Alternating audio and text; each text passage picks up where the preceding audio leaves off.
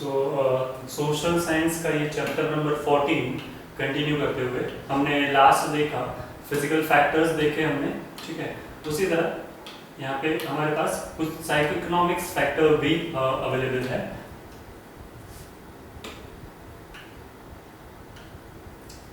So the density and distribution of population also depends on the following psychoeconomic conditions of the area. Economic conditions भी कभी-कभी matter करते हैं कि जब लोग एक जगह से दूसरी जगह माइग्रेट होते हैं, right? So there are some economic factors also. Let's see. Industrialization and urbanization. मतलब हमने बहुत देखा है कि अब गांव से ज़्यादा लोग प्रेफर करते हैं कि वो लोग सिटी एरिया में रहे, क्योंकि वहाँ पे उन्हें ज़्यादा अच्छी फैसिलिटीज़ मिलती हैं, वर्क करने के लिए कुछ ना कुछ एक नया रोजगार उन्हें मिल जाता है, right. So here we have industrialisation and urbanisation. As you always find a large number of people reside in the area having industries. ज्यादातर लोग क्या करते हैं कि ऐसे एरियाज में रहना पसंद करते हैं जिसमें इंडस्ट्रीज हो, नियर बाय उनके इंडस्ट्रीज हो, इसलिए वो क्या कि कहीं ना कहीं उन्हें कुछ वर्क मिले, सो उनकी वो लाइफ अच्छे से स्पेंड करता है industries. They also prefer to live in the urban areas, towns and cities. और टाउन्स हो, सिटीज हो, जहाँ पे हर एक चीज इजीली, हर एक फैसिलिटी हमें अवेलेबल हो, ठीक है, ऐसे एरियाज में हम लोग रहना ज्यादा पसंद करेंगे। अभी कई नई जगह पे अगर हम लोग जाके रह रहे हैं, सो विल फाइंड कि वहाँ पे नियर बाय हमें मॉल्स वगैरह मिल जाए, थिएटर्स मिले, हॉस्पिटल्स मिले, स्कूल्स कॉलेजेस पास में मिल जाए। इस तरीके की फैसिलिटीज हम लोग नियर बाय देखते हैं कि जहाँ से ट्रांसपोर्टेशन फैसिलिटी इजी रहे, ठीक है। So the areas which are rich in mineral resource also attract the large population. जो एरियाज में मिनरल रिसोर्स ज्यादा हो, वैसे एरियाज भी लोगों को अट्रैक्ट करते हैं। The mining areas in Jharkhand are very densely populated. This is also because this area supports several economic activities and offer lots of employment opportunities. यहाँ पे एक झारखंड एरिया की बात की हुई है, जब में माइनिंग ज्यादा हो रहा है तो उन एरियाज में लोगों को काम मिल जाता है, जिसकी वजह से क्या होता है, इकोनॉमिक एक्टिविटीज यानी कि काम मिलना, and offer lots of employment opportunities. मतलब वही एम्प्लॉयमेंट अपॉर्चुनिटीज उन्हें वहां पे उस एरियाज में ज्यादा मिलती है। Moreover, the education and health facilities are better in these areas. तो ऐसे एरियाज में क्या होता है, एजुकेशन और हेल्थ फैसिलिटी अच्छी होती है। Education, schools, colleges and health facility in the sense hospitals वगैरह इस एरियाज में अच्छे मिल जाते हैं। Better in this areas we are aware that all large cities of India like Delhi, Mumbai, Bangalore, Hyderabad, Chennai, Kolkata and many more have high density of population. क्योंकि इन areas में, इन सिटीज में ये सारी चीजें अच्छे से इजीली अवेलेबल हो रही है, ज्यादा अमाउंट में अवेलेबल हो रही है, इसलिए लोग इन सारे एरियाज में हम लोग को देखने मिलता है कि इन सारे एरियाज में, इन सारे सिटीज में ज्यादा लोग हैं, ज्यादा पॉपुलेशन है, राइट। जैसे कि हम मुंबई की बात करें तो मुंबई में हर एक चीज इजीली हमें अवेलेबल हो रही है, सबसे ज्यादा एम्प्लॉयमेंट अपॉर्चुनिटीज मुंबई में ज्यादा है, राइट। सो वहां पे हमें बहुत ज्यादा रश देखने मिलता है लोगों का। हैदराबाद, चेन्नई, कोलकाता, तो ये सारे जो सिटीज हैं इसमें लोग ज्यादा जाना प्रेफर करते हैं। इसी के साथ एक ट्रांसपोर्ट एंड कम्युनिकेशन फैसिलिटी भी लोगों को आजकल इतनी इंपॉर्टेंट है। जैसे हमने स्टार्टिंग में देखा कि कम्युनिकेशन किस तरीके से इंपॉर्टेंट है हमारे लाइफ में। सो ऐसी फैसिलिटीज हमें, ये भी हमारी बेसिक नीड्स हो गई है, राइट। सो ये बेसिक नीड्स हमें जहाँ पे इजीली अवेलेबल हो पा रही है, राइट। ऐसे बहुत सारे एरियाज में जाते हैं हम लोग जहाँ पे एरिया में अच्छे से नेटवर्क अवेलेबल नहीं होता है, सो हमें वहाँ पे कंफर्ट फील नहीं होता है बिकॉज कि एरिया अच्छे से नहीं आता। Even we are not able to connect on the phones also. Phone calls हम लोग कनेक्ट नहीं हो पाते हैं।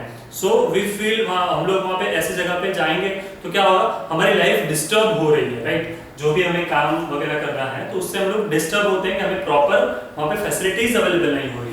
Some parts of the country have better transport and communication facilities and other public utility services than the other parts. Areas of northern plains are very well connected, whereas northern eastern areas have comparatively poor connectivity.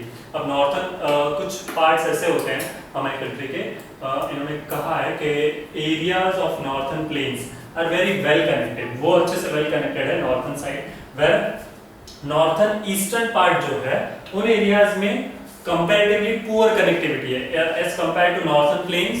Connectivity इतना अच्छा नहीं है, transport facility, communication की बात करें तो networks, towers जो लगे हुए होते हैं वो इन एरियाज में प्रॉपर अवेलेबल नहीं है।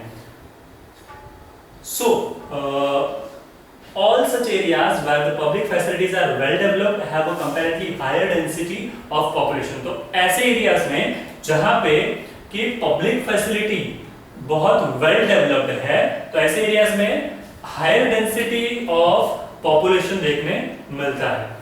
Sometimes we find that the places of cultural and religious significance are also densely populated. मतलब कल्चरल प्लेसेस भी बहुत ज्यादा पॉपुलेटेड देखने मिलती है. कल्चरल है, रिलीजियस है, ऐसी सारी जगहें जो है वो डेंसली पॉपुलेटेड हमें देखने मिलती है. बहुत सारे ऐसे टेंपल्स भी है जहाँ पे बहुत ज्यादा रश, रेगुलर डेज में बहुत ज्यादा रश हमें देखने, बहुत सारे लोग वहाँ पे देखने मिलते हैं. All the above mentioned factors operate in the combination. We can take the example of high density population in Ganga Plain. It's caused by the combination of factors: level land, fertile soil, favorable climate, industrialization, urbanization. जहाँ पे इन सारे चीजों का proper combination हो, वहाँ पे high density of population देखने मिलती है. पॉपुलेशन का एक अच्छा मतलब बहुत ज्यादा पॉपुलेशन देखने मिलती है जहाँ पे ये सारी फैसिलिटीज इजीली अवेलेबल हो. Let's move on. And comparatively well-developed means of transport and communication. On the other hand, factors like rugged hilly terrains, unfavorable climate, poor means of transport and communication together cause low density of population in the areas like those in the Arunachal Pradesh. Arunachal Pradesh जैसे area है, सो यहाँ पे ये जो state है, सो यहाँ पे क्या होता है कि प्रॉपर फेवरेबल क्लाइमेट नहीं है, means of transport and communication proper नहीं है, तो ऐसे एरियाज में हमें लो डेंसिटी देखने मिलती है, पॉपुलेशन कम देखने मिलता है. जैसे कि इन्होंने एरियाज लाइक अरुणाचल प्रदेश कह के रखा है, right. So here we have completed the topic and let's move to the new topic 14.4 growth of population. अब ये पॉपुलेशन डिवाइड कैसे होती है हमने देखा, उसके अलग अलग फैक्टर्स से हमने जाना कि किस तरीके से अलग अलग फैक्टर्स थ्रू पॉपुलेशन डिवाइड हो रही है, बट इनका ग्रोथ कैसे होता है. फैक्टर्स डिवाइड हो रही है बट साथ साथ में ग्रोथ भी हो रहा है, right. So let's see the quality of population as the human resource in any country is greatly influenced by the pattern of population change. The change can be in terms of population growth और population negative growth. Although the population of the world is still growing, there are countries where it is declining. वहाँ पे कुछ countries है, कुछ ही countries है world में जो population उनका कम होता जा रहा है, बट ज्यादातर कंट्रीज है उसका पॉपुलेशन इंक्रीज ही देखने मिल रहा है. Both the situation of population change have their impact on the quality of human resource. If population grows at a faster rate, it results into an imbalance between the population growth and resource of the country. मतलब अगर ज्यादा population बढ़ रही है तो उससे क्या होगा, हमारे पास जो फैसिलिटीज अवेलेबल है जितने लोगों के लिए, उसमें इम्बैलेंस हो, बैलेंस नहीं रहेगा, राइट. सो एक प्रॉपर रेट में अगर पॉपुलेशन बढ़े और साथ साथ में फैसिलिटीज बढ़े तो वो मेंटेन रहता है, इम्बैलेंस नहीं रहेगा, right. The situation has an adverse impact on the quality of human resource. Human resource की क्वालिटी पे इसका अफेक्ट देखने मिलता है. The Indian population has been growing since long, from a population of 238 million in the year 1901. It increased to 1028 millions in 2001. इतना vast difference देखने मिला. 238 million से change होकर 1901 in the 1028 millions in 2001. इतना vast difference देखने मिला, मतलब कि 238 millions in 1901 और फिर 2001 में देखने मिला. सो इतना वास्ट डिफरेंस उसमें देखने मिला, मिलियंस कितना ज्यादा इंक्रीज हो गया ये यहाँ पे देखने मिला. फिर and still it's growing. This increase in the population is more than 4 times with the span of a century, right. एक 4 times बढ़कर देखने मिला. This increase in population is more than the 4 times within a span of a century. On the other hand, there are countries in Western Europe where population is declining. Decline मतलब कम होना, right. वैसे बहुत सारे western Europe के कुछ countries हैं जहाँ पे पॉपुलेशन कम भी होती हुई दिखती है. Why? It is so. QSR, let's identify those factors which are responsible for population growth। अब हमारे पास यहाँ पे IMP टॉपिक है कि क्या फैक्टर्स है जिसकी वजह से पॉपुलेशन ग्रोथ हो रहा है, right. Population of any country increases or decreases because of three main demographic factors: birth rate, death rate, migration.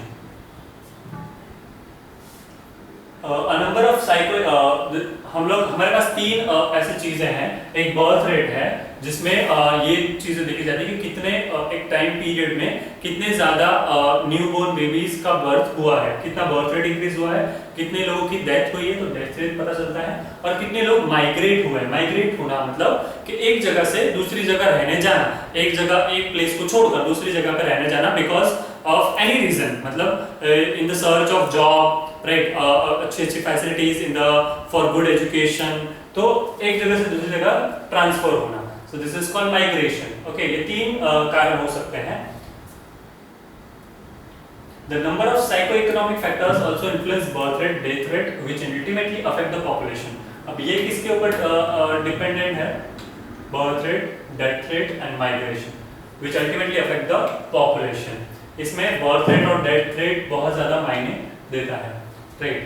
However, you may find in a figure 14.5 that in our country the main reason for rapid increase in population is high birth rate and low death rate. सबसे main important अगर देखने जाए सो इसमें important क्या चीज है?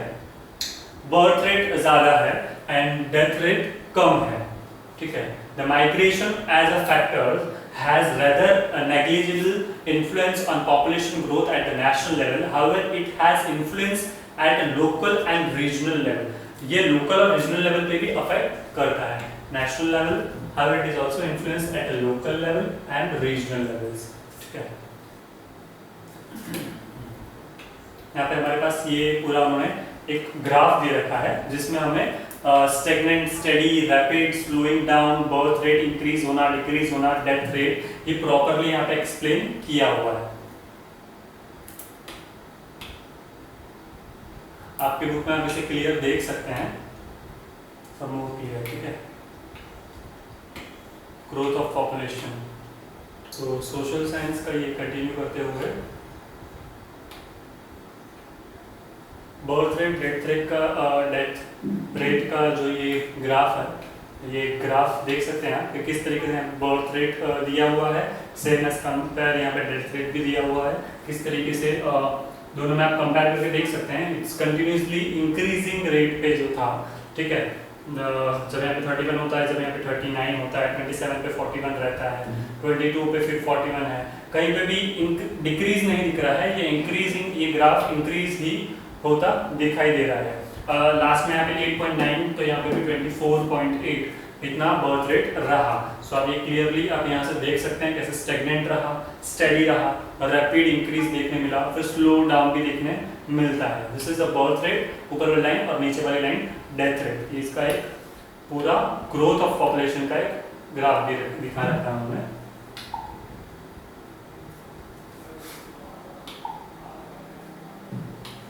So let's move.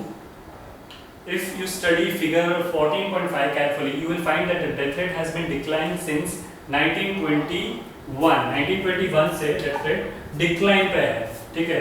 1921 जो था तब से ये कम ही होता गया है, इसमें बढ़ा नहीं। ये यहाँ पे सिर्फ 42 था, फिर 47 हुआ, बट 47 के बाद वापस से ये 36, 31, कभी 40 के लाइन में गया ही नहीं, डेथ रेट कम ही रहा, ठीक है।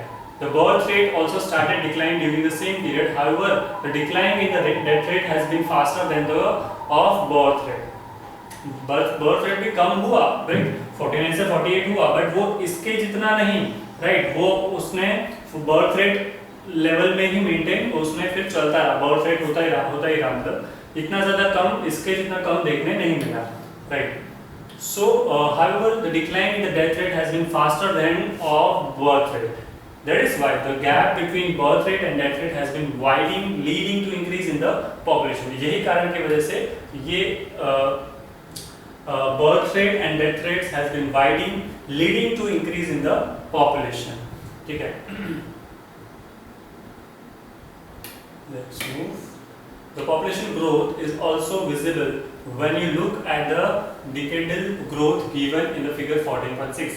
The decadal growth rate have declined marginally between 1981 to 1991 and again between 1991 to 2001. It is a happy sign, but you may be surprised to know that in spite of decreasing growth rate, the absolute population has been increasing continuously over the successive years. Based on the outcome of the birth rate and death rate, the entire period since 1981 to 2001 has been divided into 4 groups: stagnant, steady, rapid, slowing down stages of the population growth. मतलब हमने यहाँ पे अलग-अलग different stages देखे, जहाँ पर एक stagnant होता है, एक स्टेडी होता है, रैपिड एंड स्लोइंग डाउन। ये 4 उन्होंने पार्ट्स में डिवाइड किया, जहाँ पे हमें ये देखने मिल रहा है दैट डिस्प्लेसली कहीं ना कहीं ये डेथ रेट जो है वो डिक्लाइन पे है और ये इंक्रीज पे है, इंक्रीज हो रहा है। ठीक है, यहाँ पे बर्थ रेट, ये और जनरली बर्थ रेट किस तरीके से निकालते हैं उसका इन्होंने एक फॉर्मूला दे रखा है। ठीक है, आप इसे देख सकते हैं इन डिटेल। डेथ रेट का भी दे रखा है। It's generally on the numbers of 25,000. Suppose in a district the total live births is 800 in the year. ठीक है, births are 800 in the year and its mid-year population is 25,000. So इसको 800 divided by 25 करते हैं।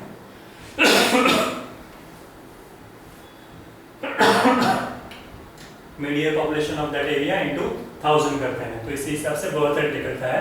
और death rate का भी, death rate is also number of death in the year under area, एक area में, एक पर्टिकुलर ईयर में कितने नंबर ऑफ डेथ हुए हैं, and the mid year population, जो मिड ईयर में जो पॉपुलेशन हो वो इस एरिया की, वो यहाँ पे लिखते हैं इनटू 1000। वैसे ही सेम बर्थ रेट का भी होता है, birth rate and death rate. ठीक है, natural growth rate, birth rate minus death rate करते हैं तो नेचुरल ग्रोथ रेट पता चलता है।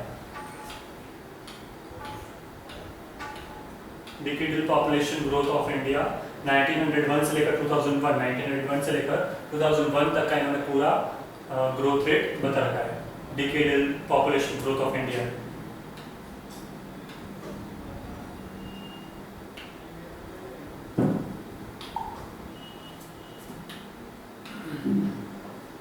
As we find from the beginning of 20th century, the population of India has been increasing in absolute number except during 1921. 1921 के अलावा increase होता ही जा रहा है। When there was a decline in absolute number after 1921, there has been a continuous rising trend. That is why the census year of 1921 is called the year of the Great Divide in the demographic history of the India. इसे year of Great Divide कहा गया, the census of year 1921। ठीक है, ये IMP question MCQs का part, इसे ले सकते हैं। Let us try to understand the reason for the fast rate of population growth in the India. Let's move. Population composition. We have studied the distribution, density, growth of the population so far. You would have been able to understand that the net effect of difference between birth rate and death rate determines the pace and trend of population change. This net effect also demonstrates the composition of population, which is an important factor influencing not only the pace of population growth but also the quality of population as a human resource. What is a population composition? अगर हमें कोई पूछे ये what is population composition? So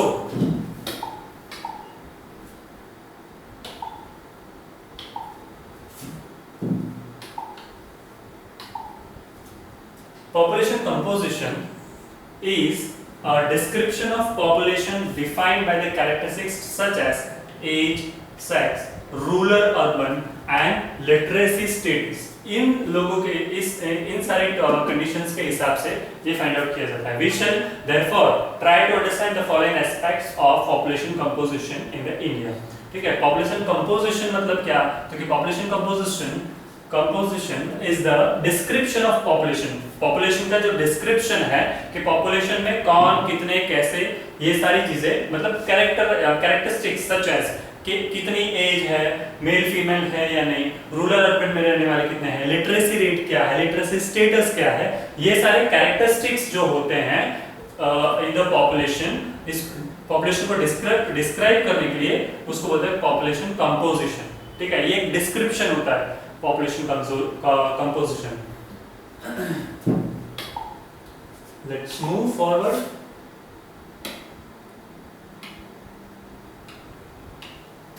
as composition, sex composition, rural urban composition and literacy. Age composition देखते हैं।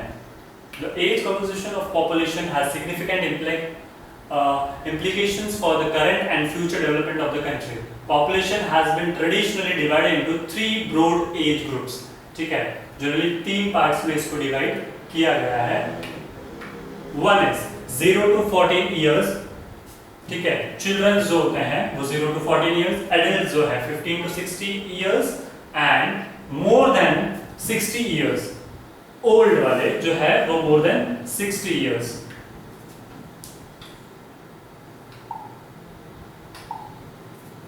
Children's जो है उनको यहाँ पे स्पेसिफाई किया है फ्रॉम 0 to 14 years तक के जो भी होंगे वो सब चिल्ड्रंस करे जाएंगे।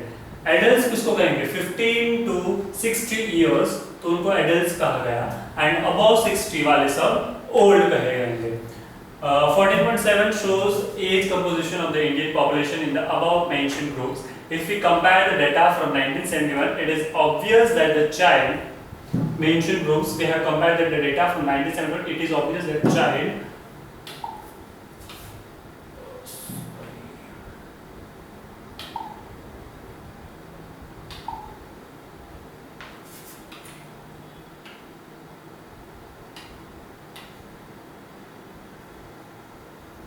age composition of population for selected group board groups। ठीक है, एज कंपोजिशन यहाँ पे दे रखा है, यहाँ पे 0 से लेकर 100 तक दिया हुआ है, यहाँ पे ईयर्स दिए रखे हैं, चाइल्ड, एडल्ट एंड ओल्ड। यहाँ पे पूरा टेबल बना के उन्होंने एक्सप्लेन किया हुआ है, चाइल्ड वाला रेशियो और एडल्ट वाला एंड ओल्ड वाला।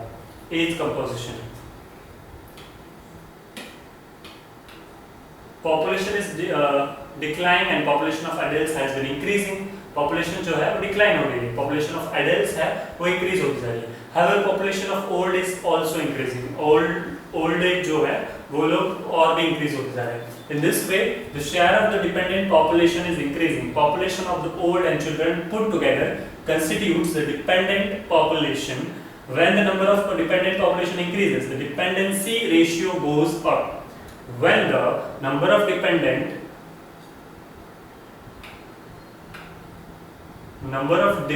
population increases, ठीक है, the dependency जो है, dependency ratio जो है goes up।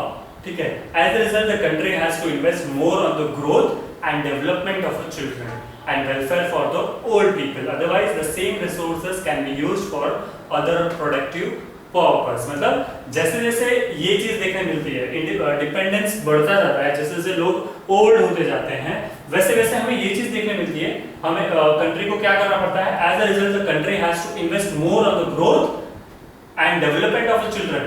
तो कंट्री क्या करेगी, growth and development of the children पे वर्क करेगी, मतलब अच्छे अच्छे स्कूल्स कॉलेजेस इनको डेवलप करना, जिसकी वजह से लोगों को अच्छा, मतलब वो बच्चों को अच्छा एजुकेशन मिले। फिर and welfare of the old people के वेलफेयर के लिए भी अलग अलग स्मिचेस, अलग अलग हॉस्पिटल्स बड़े बड़े, एंड उनके लिए हर एक चीज की फैसिलिटी जो उनके एज के लोगों को लगती है वो सारी चीजों को रखना पड़ेगा। Otherwise the same resources can be used for other productive purpose, मतलब वही सेम चीज को भी दूसरे लोग मतलब दूसरे पर्पस के लिए भी यूज किया जाएगा। मतलब जो चीजें फॉर ओल्ड कम छोटे बच्चों के लिए ऑर्गेनाइज की हो, जो ऐसी सारी फैसिलिटीज, जो सारे हॉस्पिटल्स, मतलब उनकी एज के लिए उनको अलग फैसिलिटीज प्रोवाइड करना जरूरी है। उनके लिए हॉस्पिटल्स वैसे जिस अलग अलग क्राइटेरिया के हिसाब से जिसको जैसी फैसिलिटी चाहिए हो वैसे सारे ऑर्गेनाइजेशंस थ्रू उसको डेवलप करना पड़ता है।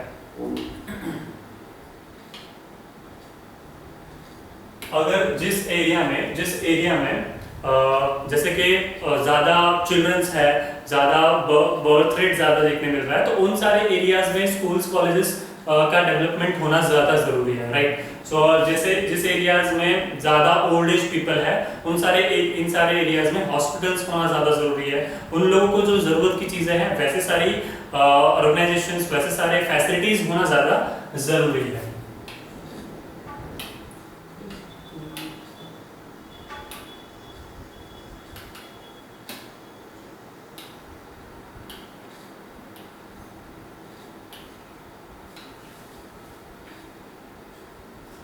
हमें यहाँ पे एक्सीलेंट का मीनिंग दे रखा है। United Nation definition are based on the number of years as a follow.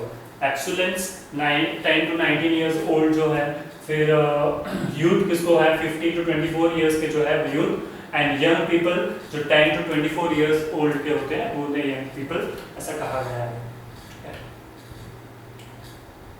आप इसे इन डिटेल पढ़ सकते हैं, एक्सीलेंट वाला पार्ट। एडोलसेंट का यहाँ पे पूरा ग्राफ दे रखा है।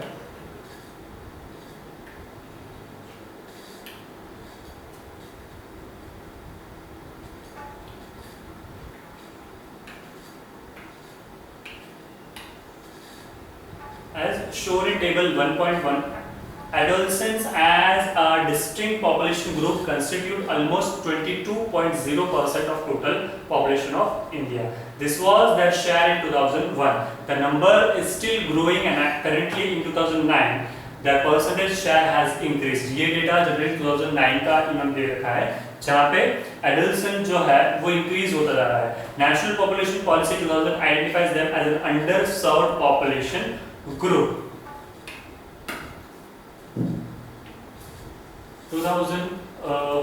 2000 की नेशनल पॉल्यूशन पॉलिसी जो है, पॉपुलेशन पॉलिसी जो है, उसके हिसाब से इस ग्रुप को अंडरसर्व्ड पॉपुलेशन कहा जाता है, because the needs have not been specifically addressed so far.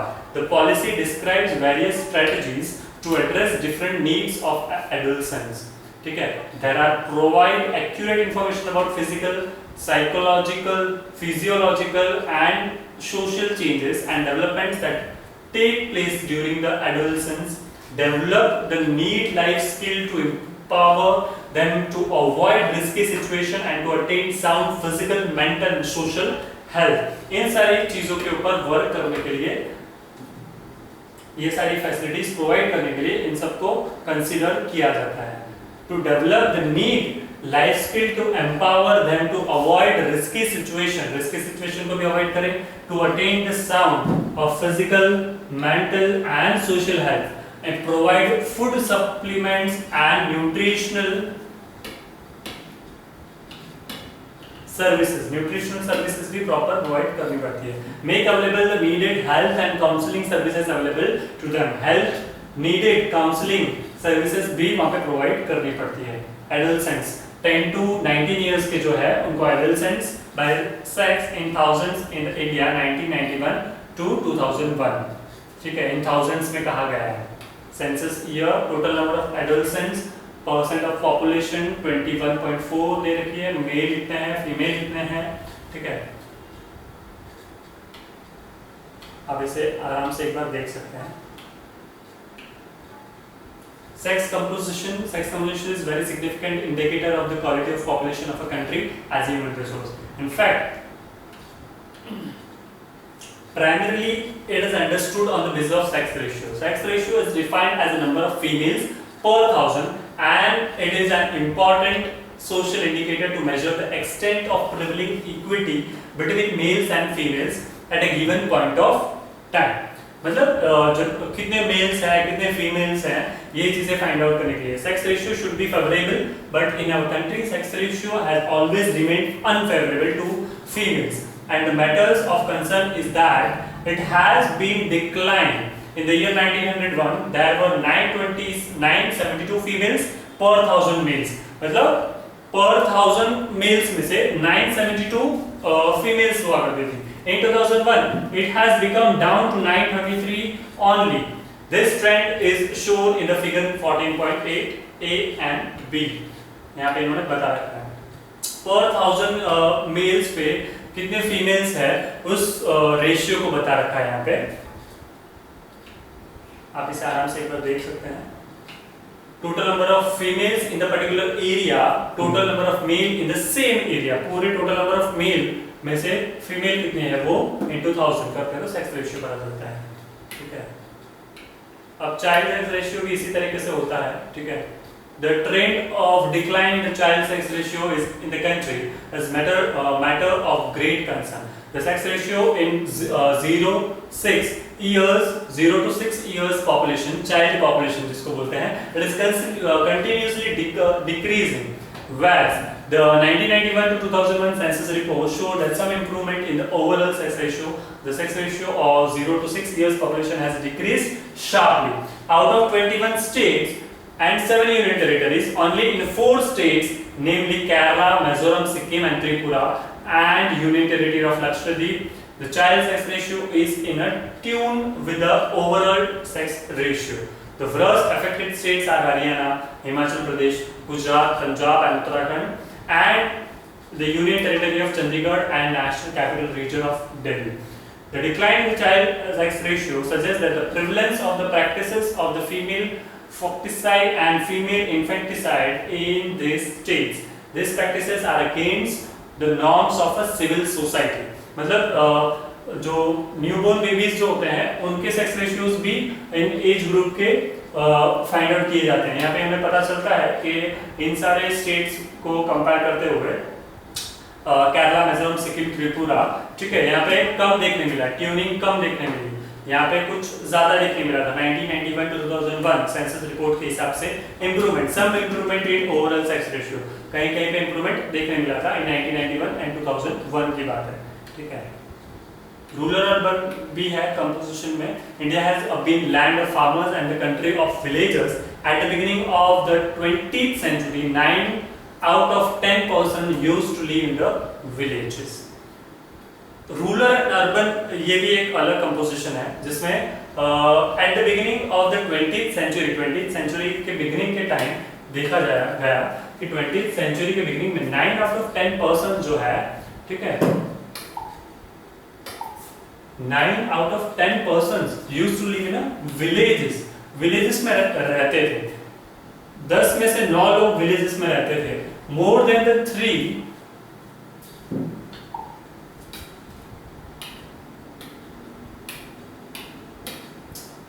of the population still lives in the rural areas. The urban areas in India is defined as one in which 3/4 of the population depends directly and indirectly on the agriculture pursuits within a minimum of 5,000 population and a density being not less than 400 persons per square kilometers and should have municipality town area of or municipal corporation.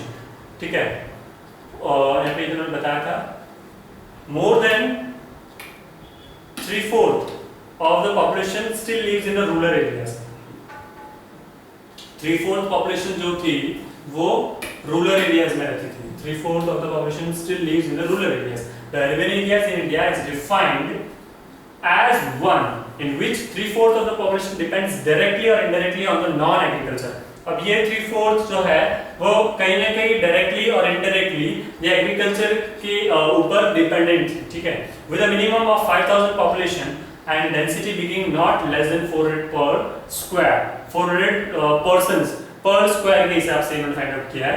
And should have municipality town area या फिर उसे municipality town area और municipal corporation, ऐसा उसको mention किया हुआ है। It seems यहाँ पे इन्होंने बताया rural urban population in million population पे दे रखा है 1951 में 299 और यहाँ पे 62 अर्बन में, रूरल में 360 लोग और यहाँ पे अर्बन में 79। इस तरीके से इन्होंने एक चार्ट दे रखा है रूरल और अर्बन पॉपुलेशन का।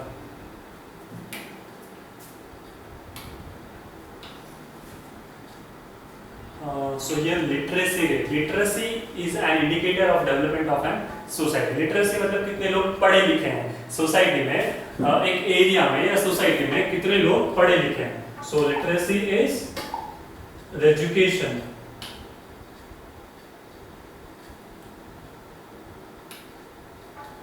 Literacy is an indicator of development of any society, इसको बंद करते हैं। Literacy is an indicator of development of any society as defined in the census report. As person aged 7 and above who can both read and write with understanding in any language is treated as literate. मतलब a person aged 7 and above who can both read and write, जो लिख भी सके पढ़ भी सके, understanding in any language या फिर लैंग्वेज को समझ भी पाए, is an treated as a literate. उस समय ऐसे लोगों को लिटरेट कहा जाता है। Literacy rate in our country was 18.33% in 1951. It has increased to 65.37% in 2001. Among various states of our country, Kerala has the highest literacy with 90.89%. Kerala में सबसे ज्यादा लिटरेसी देखने मिली 90.86।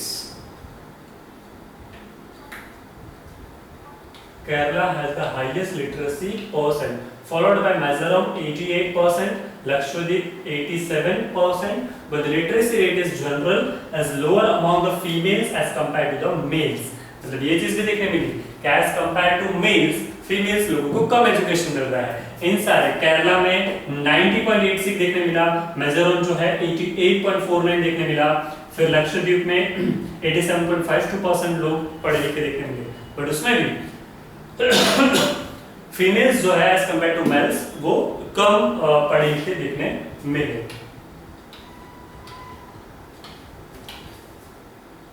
We have been thus able to understand that the population of any country cannot become its greatest resource only by virtue of its number. The country has its interest to improve the quality of demographic characteristics and convert the number into a resource. जितने भी population हो, but उसको उस population को proper facilities provide कर कर, proper infrastructure provide कर कर, उनको एक resource साबित कर सकते हैं, right? For converting them number into human resource, like India, like many other countries of the world, has been adopting and implementing policies and programs. In the next session, therefore, we shall try to understand the policies of government and India in respect to population and empowerment of women. ठीक है, जैसे हमने यहाँ पे पढ़ा that के literacy rate जो है वो as compared to males, females को कम मिल रहा है। ठीक है, सो गवर्नमेंट के इसके लिए कुछ ना कुछ वर्कआउट करना पड़ता है, नई नई टर्म्स एंड कंडीशंस, नए नए पॉलिसीज बाहर रखने पड़ते हैं, जिसकी वजह से क्या हो कि overall development of the country का हो, overall development of the economy हो, right? So human resource India like many other countries of the world has been adopting and implementing policies, adopt कर रहे हैं नई नई पॉलिसीज को, adopting and implementing policies and programmes, बहुत सारे ऐसे प्रोग्राम्स कर रहे हैं जिसकी वजह से क्या हो कि इकोनॉमी बढ़ेगी, कंट्री बढ़ेगी, right? So this is what all about the different parts जिसकी वजह से इकोनॉमिक ग्रो होती है। पॉपुलेशन के बारे में हमने इन डेप्थ देखा, आप इसे एक बार और रिपीट कर सकते हैं जस्ट फॉर नॉलेज।